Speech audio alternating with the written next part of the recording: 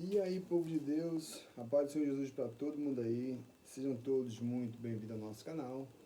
Espero que vocês estejam todos muito bem, em nome de Cristo.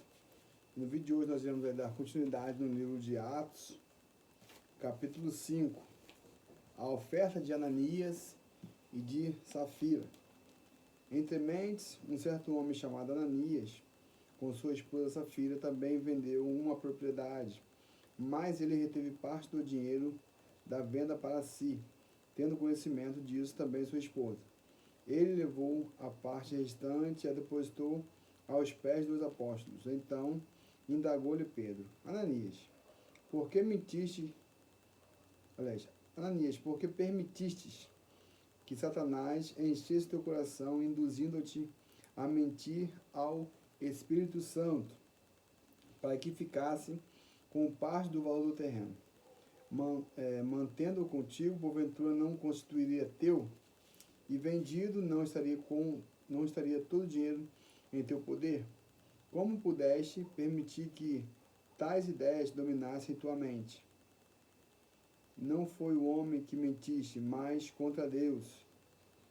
Ao ouvir esta admoestação, Ananias caiu morto. Então um grande temor tomou conta de todos os que souberam do que havia acontecido. E alguns jovens tomaram a iniciativa de cobri-lo, encarregaram-no para fora e o sepultaram. Cerca de 3 horas mais tarde, entrou sua esposa sem saber o que havia se passado. E Pedro a questionou: diz-me, vendeste por este preço aquelas terras? Ela confirmou: sim, por este preço. Então Pedro a repreendeu: por que vós entraste em acordo para tentar o Espírito Santo? Eis que estão aí à porta os pés dos que sepultaram o teu marido, e eles a levarão também. Naquele mesmo instante, ela caiu morta aos pés de Pedro. Então aqueles jovens entraram e, encontrando-a morta, levaram-na e a sepultaram do lado do seu marido. E grande temor se apoderou de toda a igreja e de todos os que ouviram falar sobre esses acontecimentos. Os sinais dos apóstolos. Muitos sinais e maravilhas eram realizados entre o povo pelas mãos dos apóstolos, e todos os que creram costumavam reunir-se em comunhão junto ao pórtico de Salomão. Todavia ninguém de fora tinha coragem de juntar-se a eles, ainda que o povo os tivesse em grande estima. Em número cada vez maior, homens e mulheres criam no Senhor e eram acrescentados à comunidade, a ponto de os doentes serem levados para as ruas e colocados em leitos e macas, para que, quando Pedro passasse, ao menos sua sombra se projetasse sobre alguns deles. Da mesma forma, das cidades ao redor vinha muita gente a Jerusalém, trazendo doentes e pessoas atormentadas por espíritos demoníacos, e todos eram libertos. Os apóstolos são presos e liberados. Então o sumo sacerdote e todos os seus correligionários, membros do partido dos saduceus, foram tomados de grande inveja, e por isso mandaram prender os apóstolos, jogando-os numa prisão pública. Todavia, durante a noite, um anjo do Senhor abriu as portas do cárcere, conduziu-os para fora e instruiu-lhes: ide, apresentai-vos no templo e anunciai às multidões todas as palavras da salvação. Assim, ao raiar do dia, eles entraram no pátio do templo, como haviam sido orientados, e começaram a pregar ao povo. De outro lado, chegando o sumo sacerdote e os seus companheiros, imediatamente convocaram o sinédrio, ou seja, toda a assembleia dos principais líderes de Israel, e mandaram buscar os apóstolos na prisão. Entretanto, ao chegarem à prisão, os guardas não os encontraram ali. Então voltaram e comunicaram: encontramos o cárcere fechado com toda a segurança e as sentinelas nos seus postos junto às portas, mas, assim, abrindo-as, a ninguém encontramos lá dentro. Diante desse relato, o capitão da guarda do templo e o chefe dos sacerdotes ficaram atônitos, imaginando o que poderia ter acontecido com os apóstolos. Nesse momento chegou alguém. Bota para mim lá para fora. Nesse momento chegou alguém com a notícia: eis que os homens que recolheste à prisão estão no pátio do templo ensinando o povo. Então o capitão foi com as guardas e trouxe outra vez, porém sem violência, pois temiam ser apedrejado pelo povo. Pedra, pedra, pedra.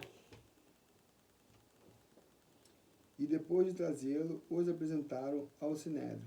E o sumo sacerdote os interrogou: não vos ordenamos expressamente que não pregasseis nesse nome.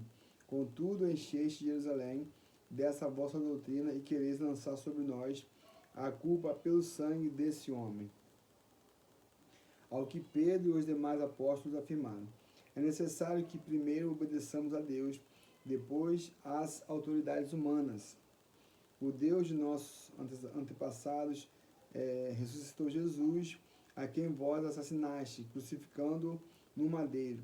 Deus, no entanto, o exaltou, elevando-o à sua direita como príncipe e salvador, a fim de dar a Israel arrependimento e perdão de pecados. Ora, nós somos testemunhas destes fatos, bem como o Espírito Santo, que Deus concedeu aos que são obedientes a ele. A sabedoria de Gamaliel.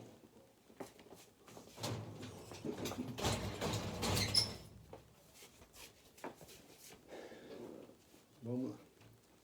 A sabedoria de Gamaliel. Ao ouvir estas palavras, eles muito se enfureceram e queriam matá-lo. Então, certo fariseu chamado Gamaliel, doutor da lei, respeitado por todas as pessoas, levantou-se no sinédrio e pediu que aqueles homens fossem retirados por um momento. E prosseguiu dizendo: caros israelitas, considerai com toda cautela o que estáis para decidir fazer a estes homens. Porquanto há algum tempo surgiu Teudas, pregando ser alguém, e aproximadamente 400 homens se juntaram a ele. Todavia, ele foi morto e todos os seus seguidores se dispersaram e acabaram em nada. Depois dele, na época do recenseamento, apareceu Judas, o galileu, que liderou um grupo revolucionário. Ele, da mesma forma, foi morto e todos os seus companheiros se espalharam. Contudo, neste caso, vos advirto, afastai-vos destes homens e deixai-os seguir em paz, pois se a obra ou o propósito deles for de origem meramente humana, perecerá. Se todavia proceder de Deus, não conseguireis jamais impedi-los, pois vós achareis em guerra contra Deus. E as palavras de Gamaliel convenceram a eles.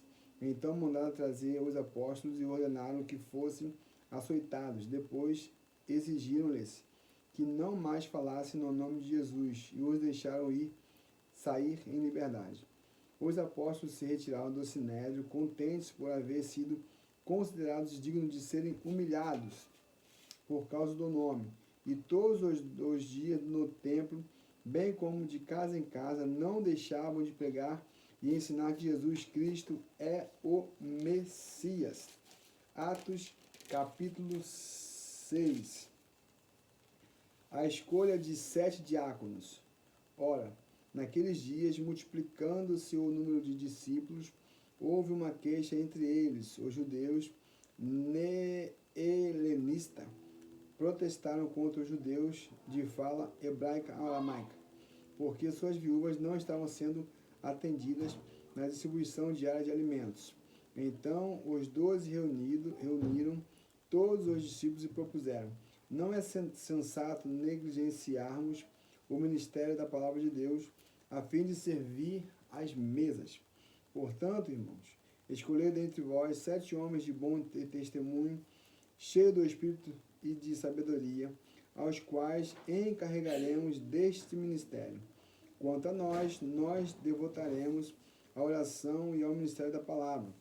Tal proposta agradou a todos. Então escolheram Estevão, homem cheio de fé e do Espírito Santo, além de Filipe, Prócoro, Nicanor, Timão, Pármenas e Nicolau, um convertido ao judaísmo, proveniente da Antioquia. Apresentaram-nos diante dos apóstolos, os quais oraram e lhes impuseram as mãos. E a palavra de Deus era divulgada, de modo que se multiplicava grandemente o número dos discípulos em Jerusalém. Inclusive, muitos sacerdotes obedeciam à fé. Estevão é levado ao sinédrio. Estevão, homem cheio de graça e do poder de Deus, realizava prodígios e sinais milagrosos entre as multidões. Entretanto, levantaram-se alguns que pertenciam à chamada sinagoga dos libertos, dos judeus de Cirene e de Alexandria, assim como das províncias da Cilícia e da Ásia, e estes homens começaram a discutir com Estevão. Contudo, não podiam resistir à sabedoria e ao espírito com que ele argumentava. Sendo assim, subornaram alguns outros homens para o caluniarem. Nós o temos ouvido proferir palavras ultrajantes contra Moisés e contra Deus. Com isso, conseguiram incitar o povo, os líderes religiosos e os mestres da lei, e prendendo Estevão, conduziram-no à presença do sinédrio. Ali apresentaram falsas testemunhas que alegaram: este homem não para de proferir blasfêmias contra este santo lugar e contra a lei, porquanto nós o temos ouvido proclamar que esse Jesus de Nazaré destruirá este lugar e mudará as tradições que Moisés nos legou.